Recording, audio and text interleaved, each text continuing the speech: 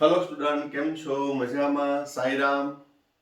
હવે લાસ્ટ વિડીયોમાં આપણે ચેપ્ટર નંબર 4 રાસાયણિક બંધન અને આણ્વીય રચના કમ્પ્લીટ કર્યું.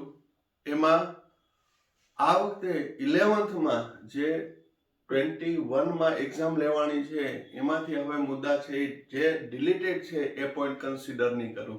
જેમ કે ચેપ્ટર નંબર 4 ની અંદર છે એ સંયોજકતા બંધનવાદ સિદ્ધાંત VBT છે એ પોઈન્ટ મેં નહોતો કરાવ્યો કારણ કે નથી. ઇવન હાઇડ્રોજન બંધ પણ છે એ ડિલીટેડ કરેલો છે, કાઢી નાખેલો છે કે 11માની એક્ઝામમાં નહીં પૂછે. પણ હાઇડ્રોજન બંધ એટલા માટે મેં કરાવ્યો કારણ કે એ જરૂરી છે. ઘણી જગ્યાએ હાઇડ્રોજન બંધ આવશે, આપણે ઓર્ગેનિકમાં ભણશું ત્યારે. એવી રીતે છે હવે ચેપ્ટર નંબર 5 માં પણ છે જે બોર્ડ દ્વારા ડિલીટેડ કરેલા છે એ પોઈન્ટ છે આપણે કન્સિડર નહીં કરીએ. પણ હા, કોમ્પિટિટિવ એક્ઝામ રિલેટેડ એ પોઈન્ટ ઉપયોગી હશે તો એનું ડિસ્કશન આપણે MCQ ની જેમ કરશું કે આ MCQ માં કઈ રીતે પૂછાય છે. પણ મોટા મોટા થિયરી ટાઈપના ક્વેશ્ચન બરોબર એ પાકા કરશું નહીં. બરોબર, તો આજના વિડીયોમાં આપણે ચેપ્ટર નંબર 5 દ્રવ્યની અવસ્થાઓ શરૂ કરવા જઈ રહ્યા છીએ. તો આપણે એનું પ્રસ્તાવનાથી લઈ અને સ્વાધ્યાયના જેમાં દાખલાઓ આવશે, ક્વેશ્ચન આવશે, બધાનું કન્સિડરેશન કરે કે જેથી તમે કોઈ પણ બુક સોલ્વ કરો તો એના MCQ આવડે એવો આપણો પ્રયત્ન રહેશે. તો દ્રવ્ય અવસ્થા, દ્રવ્ય પદાર્થ જે ચેપ્ટર નંબર 1 માં ભણી ગયા, દળ ધરાવે, જગ્યા રોકે, એને આપણે દ્રવ્ય કહીએ છીએ. તો એની અવસ્થા કઈ તો એ પણ ભણી ગયા, ઘન, પ્રવાહી અને વાયુ. શા માટે ઘન, પ્રવાહી અને વાયુ છે એમાં થોડુંક આપણે જોયું હતું, પણ અહીં થોડું વધારે ડિટેલમાં જોશું કે કોઈ પણ હાઇડ્રોજન છે, ઓક્સિજન છે, એ વાયુ સ્વરૂપે છે. પણ હાઇડ્રોજન ઓક્સિજન બેનું કોમ્બિનેશન થઈને H2O બને, એ પ્રવાહી સ્વરૂપે છે. અને મીઠું છે NaCl આયોનિક, એ ઘન સ્વરૂપે છે. તો શા માટે એ ઘન, પ્રવાહી કે વાયુ અવસ્થા ઓરડાના તાપમાન એટલે કે વૈજ્ઞાનિક વ્યવહારનું તાપમાન 298 કેલ્વિન અને એક વાતાવરણ દબાણે શા માટે કેટલાક પદાર્થો ઘન છે, કેટલાક વાયુ છે, કેટલાક પ્રવાહી છે. અને પછી એની અંદર આપણે ચર્ચા કરશું વાયુ અવસ્થા, પ્રવાહી અવસ્થા, એના ગુણધર્મો, એની સાથે સંકળાયેલા સિદ્ધાંતો વગેરેની ચર્ચા કરશું. આ ચેપ્ટર ઇન્ટરેસ્ટિંગ છે, દાખલાઓ પણ આવશે અને અન્ડરસ્ટેન્ડિંગ વાળું છે, મજા આવે એવું છે. માટે દરેક વિડીયોની અંદર છે તમે એકદમ પહેલેથી છેલ્લે સુધી છે એકાગ્રતાપૂર્વક જોશો તો ખૂબ જ મજા આવશે. ફાસ્ટ ફોરવર્ડમાં મજા આવે નહીં. બરોબર, બહુ મજા આવે તો લાઈક પણ કરી શકો. તો ચાલો શરૂ કરીએ દ્રવ્યની અવસ્થા.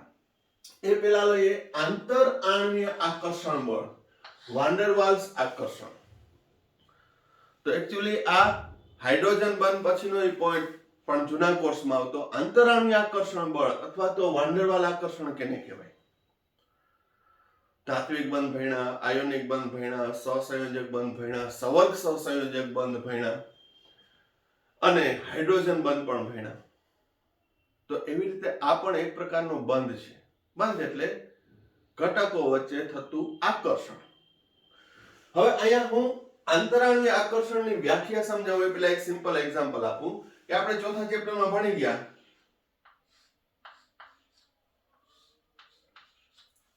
H2O સંયોજકતા સંતોષાઈ ગઈ, અષ્ટક પૂરું થઈ ગયું. પાણીનો બીજો અણુ, પરંતુ પાણીનો કોઈ પણ નમૂનો લઈએ તો એકલ અણુ ના હોય કે પાણી ગ્લાસ ભર્યો તો એમાં 2 હાઇડ્રોજન ને 1 ઓક્સિજન. એ તો એનું પ્રમાણ સૂચક સૂત્ર છે 2:1 કે એક અણુમાં. પણ પાણીનું સેમ્પલ લઈએ તો અસંખ્ય પાણીના અણુ હોય તો એ કઈ રીતે જોડાયેલા હોય છે? તો જો હું હાઇડ્રોજન બંધના સંદર્ભમાં વાત કરું તો અહીં વિદ્યુત ઋણ ઓક્સિજન અને વિદ્યુત ધન હાઇડ્રોજન વચ્ચે નિપજતું આકર્ષણ, એને હાઇડ્રોજન બંધ કીધું. એને કેવું બંધ કીધું? હાઇડ્રોજન બંધ. જે ઓલરેડી ભણી ગયા. પણ હવે બીજા આકર્ષણના સંદર્ભમાં સમજાવું તો જોજો.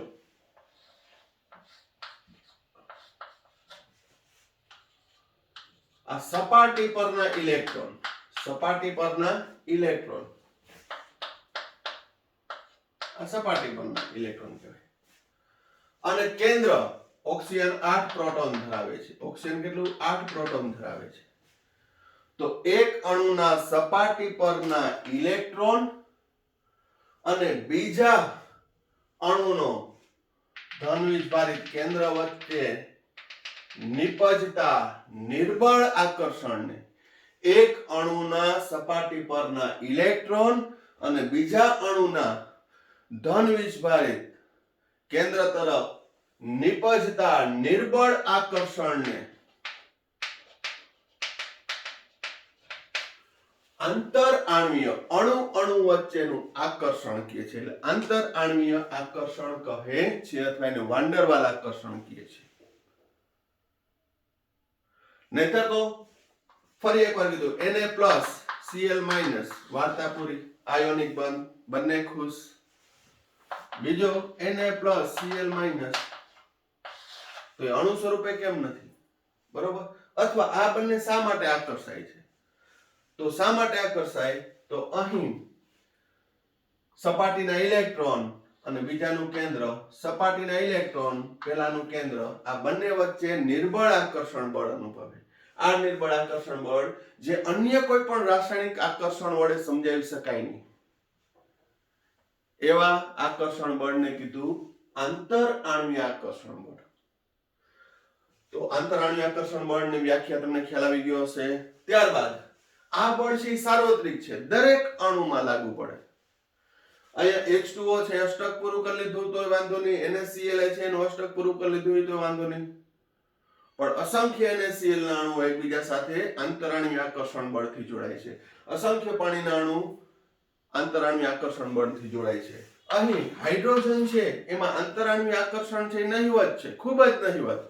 તો હાઇડ્રોજન વાયુ સ્વરૂપે છે અને એને ભેગા રાખવા હોય તો બનપાત્રની જરૂર પડે, કારણ કે એમાં આંતરાણ્વીય આકર્ષણ બળ ખૂબ જ નહિવત છે. એટલે છૂટા છૂટા ફરે, વાયુ સ્વરૂપે છે. હવે આ બળ સાર્વત્રિક છે, સહસંયોજક બંધમાં ધરાવતા સંયોજનમાં હોય, આયોનિક બંધ ધરાવતા સંયોજનમાં હોય. જો પ્રબળ આકર્ષણ બળ હોય તો એ પદાર્થ છે ઘન કે પ્રવાહી બને, પણ નિર્બળ આકર્ષણ હોય તો એ વાયુ સ્વરૂપે હોય. જેમ કે હાઇડ્રોજન, ઓક્સિજન, ક્લોરીન આ બધા છે એ ઓરડાના તાપમાને વાયુ સ્વરૂપે છે. પરિણામે એમાં આંતરાણ્વીય આકર્ષણ બળ કેવું હશે? નહિવત હશે. શા માટે હશે? એના પ્રકાર જોશું ત્યારે પણ આવશે જ. કેટલા અંતર સુધી બે અણુ હોય તો આકર્ષણ બળ લાગુ પડે છે? તો કે 500 પાઇકોમીટર સુધીના અંતર સુધી આ આંતરાણ્વીય આકર્ષણ બળ લાગુ પડે છે. કેટલું? 500 પાઇકોમીટર. 500 × 10⁻12 મીટર. એની માત્રા કેટલી? તો 10 કિલો કેલરી કરતા પણ ઓછી, એટલે અતિ નિર્બળ આકર્ષણ હોય છે. હાઇડ્રોજન બંધની માત્રા કહું ને તો 10 થી લઈને 100 કિલો કેલરી જેટલી હોય છે જુદા જુદા અણુમાં. હાઇડ્રોજન બંધ, એનો મતલબ કે આ બળ છે હાઇડ્રોજન બંધ કરતાંય નિર્બળ છે. હાઇડ્રોજન બંધ એ નિર્બળ છે as compare to covalent bond, ionic bond, coordination covalent bond. પણ આ એના કરતા પણ છે આંતરાણ્વીય આકર્ષણ બળ નિર્બળ છે કે જેની માત્રા 10 કિલો કેલરી કરતા પણ ઓછી છે. એટલી ઉર્જા આપો એટલે એ છૂટા પડી જાય પેલા અણુ. બળનો આધાર કેના ઉપર રહેલો હોય છે? અગત્યનો પોઈન્ટ, ઇલેક્ટ્રોનની કુલ સંખ્યા ઉપર, અણુનો આકાર, સંપર્ક સપાટીનું ક્ષેત્રફળ, બે અણુ વચ્ચેના અંતર ઉપર રહેલો હોય છે. આ આકર્ષણ બળની માત્રા છે એનો આધાર કેના ઉપર? તો કે ઇલેક્ટ્રોનની કુલ સંખ્યા ઉપર, અણુનો આકાર, સંપર્ક સપાટીનું ક્ષેત્રફળ, બે અણુ વચ્ચેના અંતર ઉપર આધાર રાખે છે. એ પોઈન્ટ આપણે સમજીએ. જેમ કે તમે 15મો સમૂહ ભણી ગયા છો. 15મા સમૂહમાં પ્રથમ તત્વ નાઇટ્રોજન ને બીજું તત્વ ફોસ્ફરસ છે. હવે નાઇટ્રોજન છે N2 સ્વરૂપે દ્વિપરમાણુય અને વાયુ સ્વરૂપે છે. ફોસ્ફરસ P4 સોલિડ સ્વરૂપે છે, સફેદ ફોસ્ફરસ. આ વાયુ છે, આ સોલિડ છે. હમણાં જ મેં કીધું કે જો આંતરાણ્વીય આકર્ષણ બળ પ્રબળ હોય તો એ પ્રવાહી કે ઘન બને, નિર્બળ હશે તો વાયુ સ્વરૂપે હશે. તો એ પ્રબળતાનો આધાર, એની માત્રાનો આધાર કેના ઉપર રહેલો છે? ઇલેક્ટ્રોનની કુલ સંખ્યા, અણુનો આકાર, સંપર્ક સપાટીનું ક્ષેત્રફળ, બે અણુ વચ્ચેના અંતર ઉપર. જેમ કે નાઇટ્રોજનની વાત કરું, નાઇટ્રોજનની, તો નાઇટ્રોજનમાં ઇલેક્ટ્રોન હોય 7 2 ને 14. નાઇટ્રોજનનો પરમાણુ ક્રમાંક 7 છે એટલે ઇલેક્ટ્રોનની સંખ્યા 7. બે નાઇટ્રોજનમાં 7 2 14. ફોસ્ફરસમાં એનો પરમાણુ ક્રમાંક 15 છે એટલે એમાં 15 ઇલેક્ટ્રોનની સંખ્યા, ને ફોસ્ફરસ 4 છે, 60 ઇલેક્ટ્રોન. તો જેમ ઇલેક્ટ્રોનની સંખ્યા વધુ તેમ અંતરાળની આકર્ષણ વધુ, કારણ કે આ આકર્ષણ છે એ સપાટી પરના ઇલેક્ટ્રોન અને બીજા અણુના ધન વીજભારિત કેન્દ્ર વચ્ચે આકર્ષણ થાય છે. આ આકર્ષણને કીધું અંતરાળની આકર્ષણ બળ. બરોબર.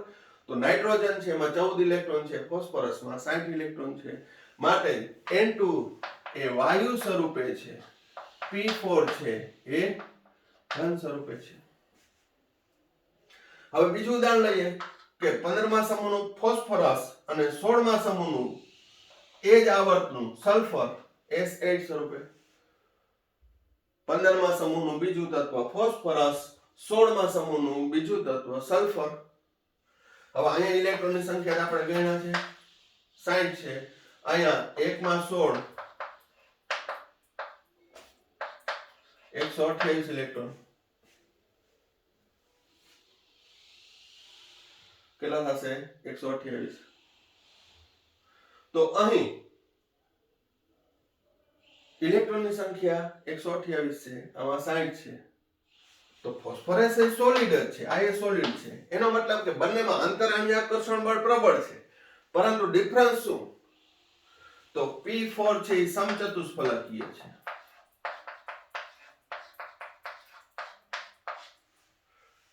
S8 એ ક્રાઉન શેપ છે.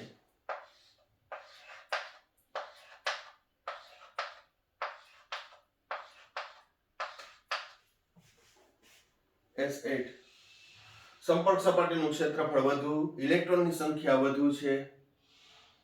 પરિણામે સફેદ ફોસ્ફરસ કરતા રોમ્બિક સલ્ફરનું ગલન બિંદુ ઊંચું છે.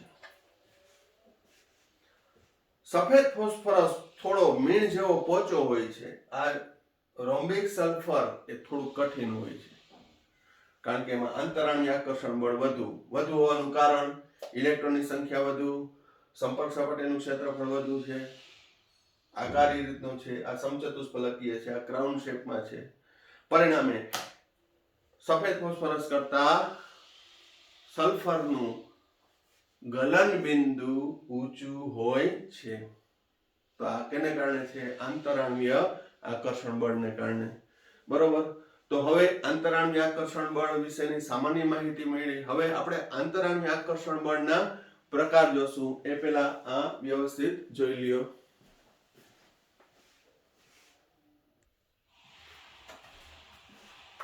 હવે અંતરાળની આકર્ષણ કેને કહેવાય, એ બળનો આધાર કેના ઉપર રહેલો છે, એના વિશેની સામાન્ય માહિતી મેળવી. ત્યારબાદ નેક્સ્ટ ક્વેશ્ચન, અંતરાળની આકર્ષણ બળના પ્રકાર ઉદાહરણ સાથે સમજાવો. મોસ્ટ ટાઈમ P4 MCQ માટે પૂછાઈ શકે. 11મા ધોરણમાં હું થિયરી તરીકે પણ પૂછી શકું, પણ MCQ માં કોમ્પિટિટિવ એક્ઝામ લેવલે પણ આ ક્વેશ્ચન છે એ પૂછાઈ ગયેલા છે આ પોઈન્ટમાંથી.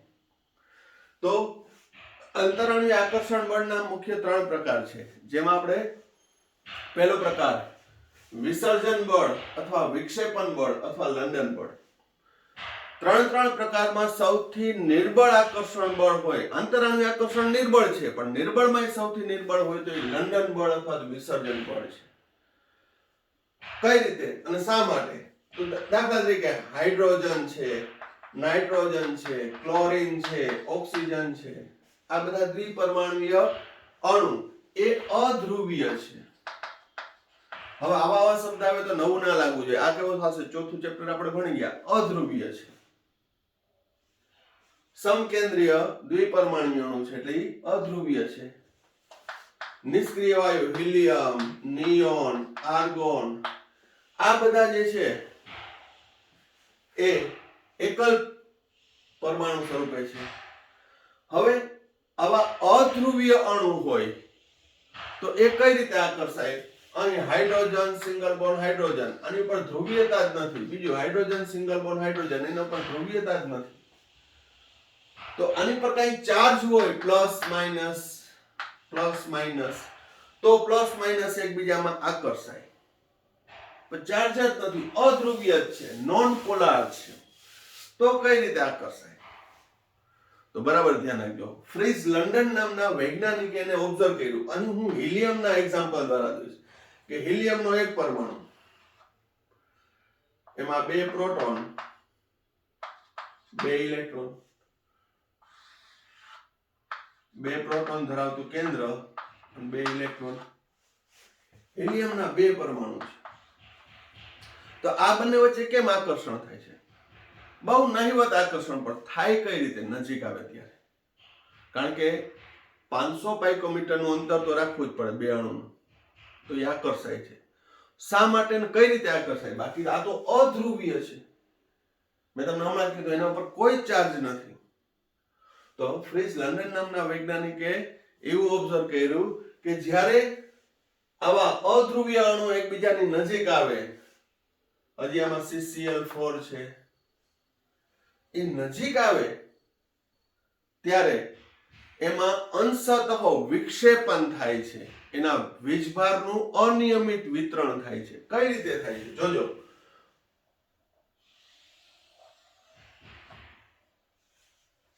હિલિયમનો એક પરમાણુ, હિલિયમનો બીજો પરમાણુ, જેમાં એક બાજુ ધન વીજભાર આવ્યો, બીજી બાજુ ઋણ વીજભાર આવ્યો.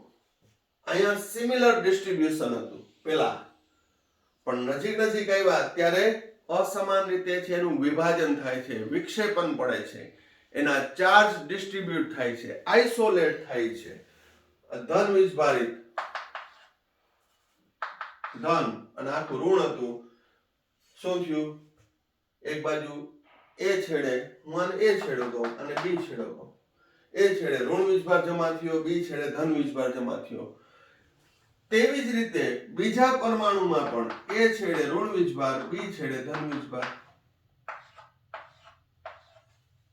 પેલા સમાન ડિસ્ટ્રીબ્યુશન હતું, પણ જેમ જેમ નજીક આવ્યા તેમ તેમ તેમાં આંશિક અંશતઃ વિક્ષેપણ પડ્યું. ત્યારબાદ હવે હિલિયમ પરમાણુ નંબર 1 નો બી છેડો એ છેડા સાથે આકર્ષાય છે. આ આકર્ષણ બળને કહેવામાં આવે છે લંડન બળ અથવા વિક્ષેપણ અથવા વિસર્જન બળ, જે 500 પાઇકોમીટર કરતા ઓછા અંતરે હોય તેમાં લાગુ પડે છે. હવે આવા અધ્રુવીય અણુ એકબીજા સાથે પારસ્પરિક આંતરક્રિયા કરે ત્યારે તેની સાથે સંકળાયેલી ઊર્જા છે is proportional to 1/r⁶. અર્થઘટન કરું છું. જ્યારે આવા અધ્રુવીય અણુ એકબીજા સાથે પારસ્પરિક આંતરક્રિયા કરે ત્યારે એની સાથે સંકળાયેલી ઊર્જાનું મૂલ્ય છે, અહીં r એટલે 2 ઘટક કણો વચ્ચેનું અંતર, ત્રિજ્યા નથી, 2 ઘટક કણો વચ્ચેના અંતરના 6 ઘાતના વ્યસ્ત પ્રમાણમાં હોય છે. એનો મતલબ એ ઊર્જાનું મૂલ્ય ખૂબ જ ઓછું છે. એટલે તમે વિચારી શકો કે એ લંડન બળ અથવા તો વિસર્જન બળ કેટલું નિર્બળ છે. નિર્બળમાં નિર્બળ છે. અહીં એની ઊર્જા છે, પારસ્પરિક ક્રિયા થાય છે નજીક નજીક આવે ત્યારે એ ઊર્જા છે એનું મૂલ્ય કેટલું હશે? તો 2 અણુ વચ્ચેના અંતરના 6 ઘાતના વ્યસ્ત પ્રમાણમાં હોય છે. એટલું નિર્બળ હોય છે. બરોબર. પરિણામે આ બધા અણુઓ છે એ સામાન્ય રીતે વાયુ સ્વરૂપે છે ને એકબીજાથી દૂર જતા હોય છે. એમાં અંતરાળીય આકર્ષણ ખૂબ જ ઓછું હશે, કારણ કે અહીં આ જે છે એક ટેમ્પરરી વિક્ષેપણ થયું, કામ ચલાવ ધ્રુવીયતા ઉદ્ભવી. ઓલરેડી તો એ અધ્રુવીય જ છે, પણ ટેમ્પરરી, ત્યાં શું ધ્રુવીયતા ઉદ્ભવી. ઇટ ઇઝ નોટ પરમેનન્ટ, કાયમી નથી. ફરી પાછા એકબીજાથી દૂર જાય એટલે હતા આવ્યો ને હવે. બરોબર. તો આ પ્રકારનું જે બળ છે એને વિક્ષેપણ બળ અથવા વિસર્જન બળ પણ કહેવાય છે. પરંતુ આ છે કામચલાઉ ધ્રુવીયતા કહેવાય. પોલારિટી કાયમી નથી. બરોબર. હવે બીજું પ્રકાર જોઈએ આપણે આ વિસર્જન અથવા લંડન બળ.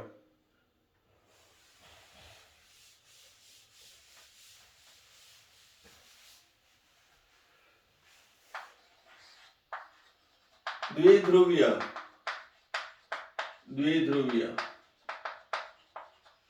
આકર્ષણ.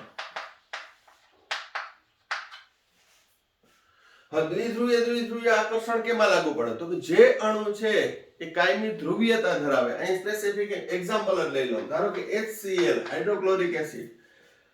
ચોથું ચેપ્ટર ભણી ગયા. એક ઇલેક્ટ્રોનની ભાગીદારીથી સહસંયોજક એક બંધ બન્યો, પરંતુ ભાગીદારી પછી વધુ વિદ્યુત ઋણ ક્લોરીને એ ઇલેક્ટ્રોન આકર્ષી લીધો.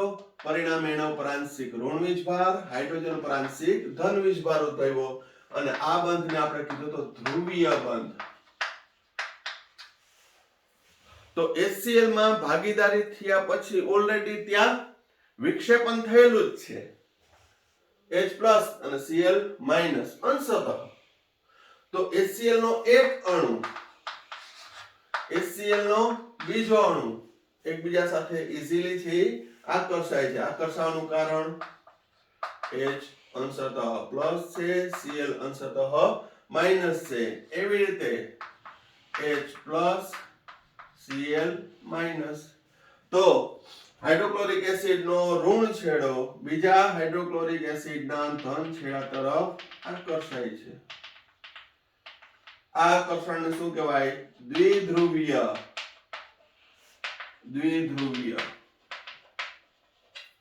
આકર્ષણ. આ આકર્ષણ બળમાં છે એ વિક્ષેપણ બળ તો સમાયેલું જ છે. લંડન બળ તો બધા અણુમાં હશે. બરોબર. કારણ કે કન્સેપ્ટ લંડન જ આપ્યો. અસમાન વીજભારોનું વિતરણ. એક બાજુ ધન આવી ગયો, એક બાજુ ઋણ આવી ગયો, એક બાજુ ધન આવી ગયો, બીજી બાજુ ઋણ આવી ગયો. અધ્રુવીય હતું એમાં કામચલાઉ હતું, આમાં પરમેનન્ટ છે. અધ્રુવીય હતું એમાં કામચલાઉ ડિસ્ટ્રીબ્યુટ કર્યું કે નજીક આવ્યા એટલે ધન ભાર એક બાજુ થઈ ગયો, ઋણ ભાર એક બાજુ થઈ ગયો અને એને લીધે ટેમ્પરરી એમાં ધ્રુવીયતા ઉદ્ભવી. એ ધ્રુવીયના લીધે અણુ વચ્ચેનું આકર્ષણ રહે છે, પણ એ ખૂબ જ ઓછું છે. એની માત્રા ખૂબ જ ઓછી છે. અહીં ધ્રુવીયની માત્રા કેટલી? તો કે બે અણુ જ્યારે એકબીજાની નજીક આવે પારસ્પરિક ઊર્જાનું મૂલ્ય છે ઇઝ પ્રોપોર્શનલ ટુ 1/r³. પારસ્પરિક ક્રિયાથી અણુ વચ્ચે ઉદ્ભવતી ઊર્જાનું મૂલ્ય છે એ તેના અંતરના ઘનના વ્યસ્ત પ્રમાણમાં હોય છે. IMP for MCQ. કોમ્પિટિટિવ એક્ઝામમાં આ MCQ પૂછાઈ ગયેલો છે. લંડન બળમાં અધ્રુવીય આકર્ષણમાં કેટલું હતું? ઊર્જા ઇઝ પ્રોપોર્શનલ ટુ 1/r6. 6 ઘાતના વ્યસ્ત પ્રમાણમાં હતું. અહીંયા અંતરના ઘનના વ્યસ્ત પ્રમાણમાં છે. તો આ ની પ્રબળતા તમે જોઈ શકો. ઊર્જાનું મૂલ્ય વધુ છે એટલે આકર્ષણ કેવું હશે? ખૂબ જ વધુ. બરોબર. તો આ 2 પોઈન્ટ વ્યવસ્થિત જોઈ લ્યો.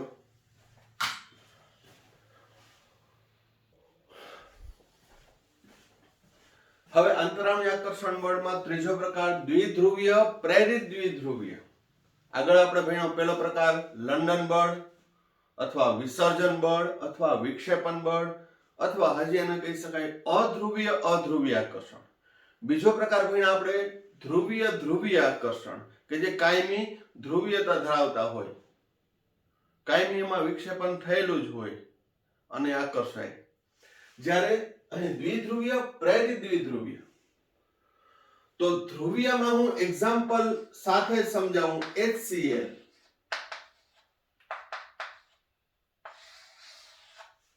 પ્રેરિત દ્વિધ્રુવીય એટલે શું? તો કે ધ્રુવીય અણુની પ્રેરણાથી એના ઇન્સ્પિરેશનથી અધ્રુવીય અણુ પણ છે ધ્રુવીયતા અનુભવે. અધ્રુવીય અણુ પણ છે ધ્રુવીયતા અનુભવે. ઉદાહરણ આપો. બીજું ઉદાહરણ હિલિયમ. આ HCl છે. હિલિયમમાં ધન વીજભારિત કેન્દ્ર, ઋણ વીજભારિત કક્ષા. તો આ અધ્રુવીય છે. અહીંયા વિક્ષેપણ થયેલું છે, આંશિક ઋણ આંશિક ધન છે, એટલે આ ધ્રુવીય છે, આ અધ્રુવીય છે. પરંતુ એકબીજાના સંપર્કમાં આવ્યા, HCl હિલિયમના સંપર્કમાં આવ્યો, હિલિયમ HCl ના સંપર્કમાં જેમ જેમ નજીક નજીક આવતા જાય તેમ તેમ શું થશે? તો કે આ ઋણ છેડો છે, આ ધન છેડો છે. તો અહીં પણ HCl ની પ્રેરણાથી અધ્રુવીય છે એ ધ્રુવીય બને છે. આ છેડો પ્લસ બનશે, આ છેડો માઇનસ બનશે. ધન વીજભાર ડાબી બાજુ, ઋણ વીજભાર જમણી બાજુ ડિસ્ટ્રીબ્યુટ થશે, વિક્ષેપણ થશે. કેને લીધે? તો કે HCl ને લીધે. કારણ કે આ ઋણ છેડો છે, આ ધન છેડો છે, તો એને પ્રેરિત થઈને હિલિયમમાં પણ શું થયું? અધ્રુવીય, કોઈ પણ અધ્રુવીય હોય તો આ ધન ચાર્જ થયો, આ ઋણ ભાર થયો, અને ત્યારબાદ આ બંને વચ્ચે આકર્ષણ થયું, જેને કહેવામાં આવે છે દ્વિધ્રુવીય પ્રેરિત દ્વિધ્રુવીય. પ્રેરિત દ્વિધ્રુવીયમાં બીજો અણુ છે એ અધ્રુવીય જ હશે. પહેલો પ્રકાર ભણ્યા એમાં બધા બંને અણુ અધ્રુવીય જ હતા. બીજો પ્રકાર ભણ્યામાં બંને ધ્રુવીય જ હતા. ત્રીજો પ્રકાર ભણ્યા એમાં એક ધ્રુવીય હશે, બીજો અધ્રુવીય. બરોબર? તો HCl અને હિલિયમ લઉં, એની અંદર હાઇડ્રોજન લઉં, નિયોન લઉં, આર્ગોન લઉં, કોઈ પણ લઉં. ધ્રુવીયમાં પણ ઘણા બધા એક્ઝામ્પલ આવે, પણ આ જોડીમાં નાઇટ્રોજન લઉં તો આ બંનેમાં, આ કોમ્બિનેશનમાં HCl અને આ બધા વાયુમાં કેવું ઉદ્ભવે? દ્વિધ્રુવીય પ્રેરિત દ્વિધ્રુવીય આકર્ષણ. આ આકર્ષણ બળમાં પારસ્પરિક ક્રિયા સાથે સંકળાયેલી ઉર્જા, બે અણુ એકબીજાની નજીક આવે ત્યારે એની ઉર્જા છે એના અંતરના 6 વ્યસ્ત પ્રમાણમાં હોય છે. પણ હા, એટલું કહું કે અધ્રુવીય આકર્ષણ કરતા આ આકર્ષણ બળની માત્રા વધુ હશે. તો હવે આપણે એનો સિક્વન્સ પણ MCQ માટે લખી નાખીએ. દ્વિધ્રુવીય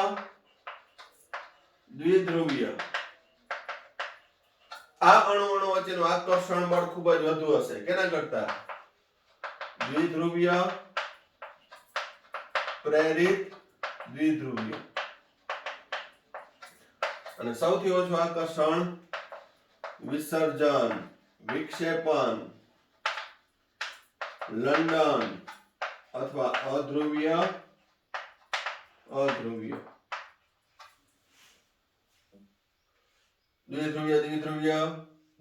પ્રેરિત દ્વિધ્રુવીય, અને અહીંયા સૌથી ઓછું વિસર્જન અથવા તો લંડન.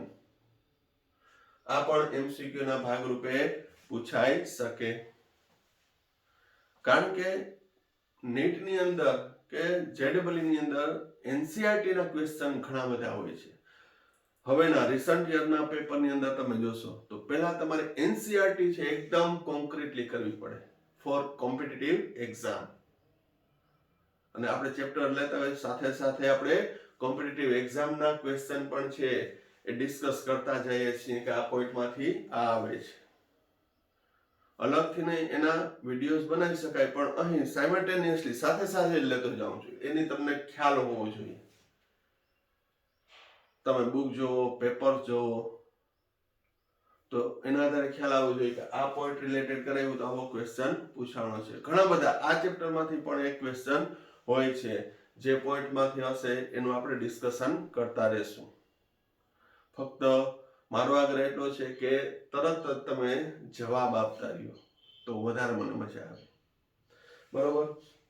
તો આ વાત થઈ છે આંતરાણ્વીય આકર્ષણ બળ અને તેના પ્રકારો. બરોબર? વ્યવસ્થિત પહેલા જોઈ જાઓ.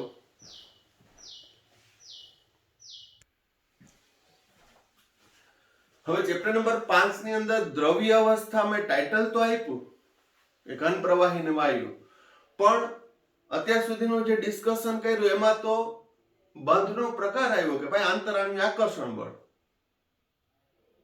એના પ્રકાર જોયા તમે. તો જે ચેપ્ટર આપણે સ્ટાર્ટ કર્યું એનું તો કઈ આવ્યું જ નથી. તો આ જે ટોપિક હતો એ એકચ્યુઅલી મેં તમને કીધું કે રાસાયણિક બંધનનો હતો, પણ આમાં પણ ઉપયોગી થાય છે કે ભાઈ અંતરાણુય આકર્ષણ બળ ઓછું તો એ વાયુ સ્વરૂપે હોય છે, વધુ તો પ્રવાહી કે ઘન હોય છે, જે દ્રવ્યની અવસ્થાઓ થઈ. તો હવે આપણે ચેપ્ટરની અંદર વધારે પેનિટ્રેટ થાય એમ કે દ્રવ્ય અવસ્થામાં ઘન, પ્રવાહી ને વાયુ, એમાં આપણે ભણશું વાયુ અને પ્રવાહી વિશે. પ્રવાહીનો પોઈન્ટ પણ છે કાઢી નાખ્યો છે, પણ આપણે થોડુંક ડિસ્કશન કરશું. અને ઘન અવસ્થાથી 12મા ધોરણમાં ડિસ્કશન કરશું. વાયુ અવસ્થા વિશેનો અભ્યાસ ખૂબ જ વધુ છે, વધારે પોઈન્ટ છે. શા માટે? બરોબર. તો અહીં આપણે વાયુ અવસ્થાની જ હવે ચર્ચા કરશું. એમાં વાયુના નિયમો. તો પ્રવાહી ને ઘનના નિયમો કેમ ના આવ્યા? તો એક સિમ્પલ એક્ઝામ્પલ આપું કે સામાન્ય રીતે અહીં ભૌતિક નિયમોની વાત કરું, કદ, દબાણ, તાપમાન, volume V, pressure P, temperature T.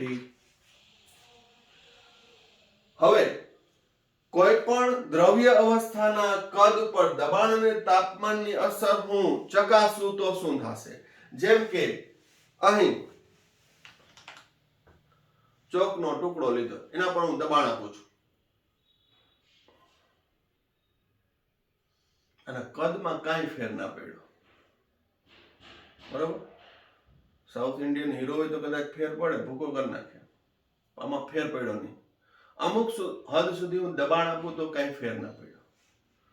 એવી રીતે પ્રવાહીમાં પણ તમે દબાણ આપો તો એને કદમાં કાંઈ ફેર નહીં પડે. પરંતુ વાયુ ભરેલા ફુગ્ગાને તમે દબાવો, વાયુ ભરેલા ફુગ્ગાને તમે દબાવો તો એનું કદ ઘટશે. તો એ કદમાં જે ઘટાડો છે નોંધનીય હોય છે, નોંધી શકાય તેવો. પ્રવાહી પર દબાણ આપો અને કદ ઘટે એ નિગ્લિજિબલ હોય છે, અવગણી શકાય તેવો હોય છે. એવી રીતે તાપમાનની અસર ની વાત કરું તો સિમ્પલ એક્ઝામ્પલ આપું કે અહીં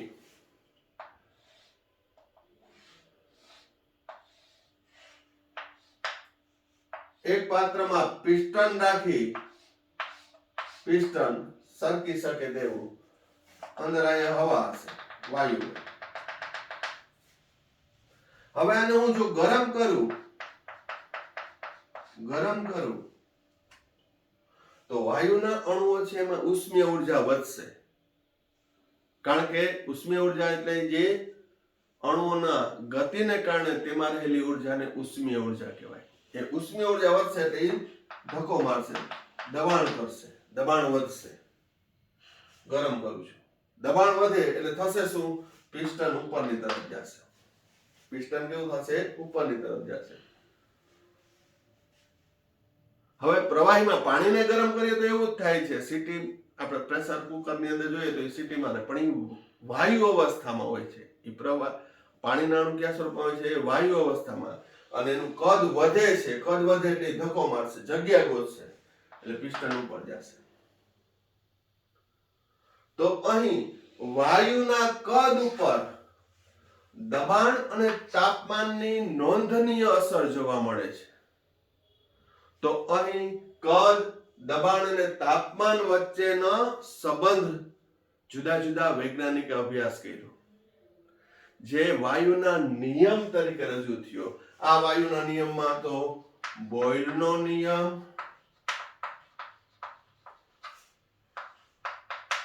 ગેલ્યુસેકનો નિયમ અને ચાર્લ્સનો નિયમ. તો આ વાયુના નિયમો થયા. કારણ શું? તો કે ઘન અને પ્રવાહીની સાપેક્ષે વાયુ અવસ્થામાં રહેલા પદાર્થ ઉપર, એના કદ ઉપર તાપમાન અને દબાણની નોંધનીય અસર જોવા મળે છે. અધર સ્ટેટમાં એટલે કે પ્રવાહી અને ઘનમાં એની અસર ઓછી જોવા મળશે. તો નોંધનીય અસર વાયુમાં જોવા મળતી હોવાથી અહીં કદ, તાપમાન, દબાણ વચ્ચેનો સંબંધ તારવી શકાય અને કોઈ પણ બે વચ્ચેનો સંબંધ આવે એનો સંલગ્નતા આવે એ સિદ્ધાંત તરીકે બને છે, જે નિયમ તરીકે બને છે. કે કોઈ પણ બે વચ્ચેનો સંબંધ કદ અને તાપમાન વચ્ચેનો, કદ અને દબાણ વચ્ચેનો, તાપમાન અને દબાણ વચ્ચેના જે સંબંધ સંલગ્નતા આવે એ નિયમ અને સિદ્ધાંત તરીકે ફલીભૂત થાય છે. તો નેક્સ્ટ વિડીયોની અંદર આપણે વાયુના નિયમો, બોયલનો નિયમ, ચાર્લ્સનો નિયમ, ગેલ્યુસેકનો નિયમ, વાયુના જુદા જુદા નિયમો વિશેનો અભ્યાસ કરશું. ખૂબ જ ઇન્ટરેસ્ટિંગ છે, મેથેમેટિકલ હોવાથી થોડીક મજા આવશે, સૂત્રાત્મક આવશે અને એને રિલેટેડ દાખલાઓ પણ આવશે. બરોબર, તો આ વિડીયોમાં આપણે અહીંયા સુધી રાખીએ છીએ. Thank you. સાંઈરામ.